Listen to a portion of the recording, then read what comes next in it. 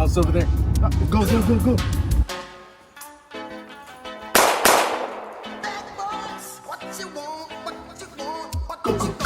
Hey everybody, welcome to a newer and better segment. We got him, Michael.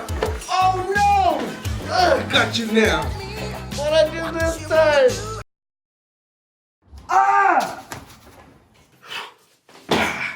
Well, that's taken care of. Hello everyone and welcome back to Movies with Andy and Friends. I am Andy Canchola, and my special guest today is a very big special guest, my little brother, Abraham. Hey, so this week we actually gotta go watch Bad Boys for Life.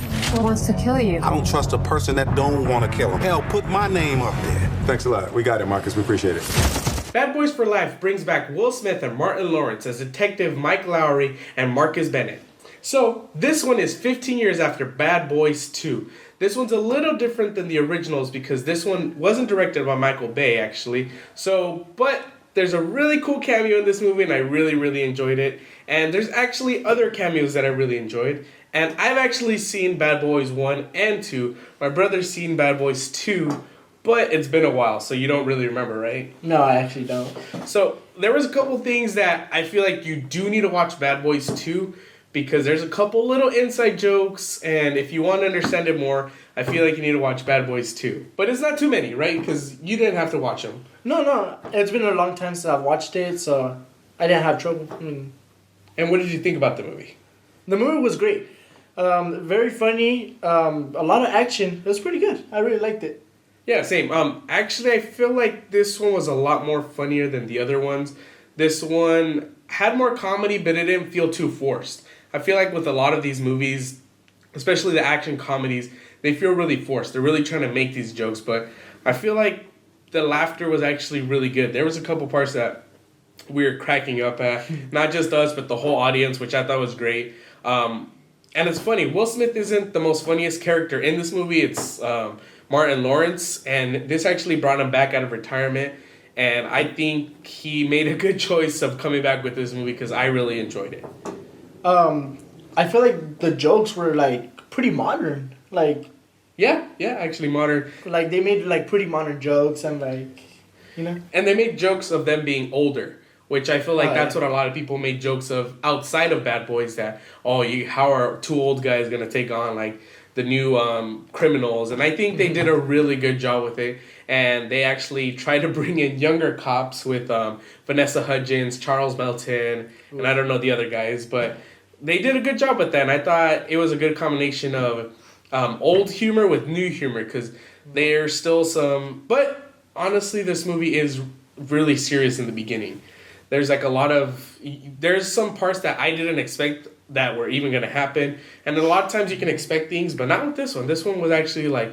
Oh, that was random. It was just really random, yeah. Yeah, and then there was, would you say a twist? We're not going to reveal the twist, but that twist with Will Smith's character, I thought it was pretty good. I didn't expect it because they didn't really allude to it, and then out of nowhere they're like, oh, here's a twist, which I thought was pretty cool.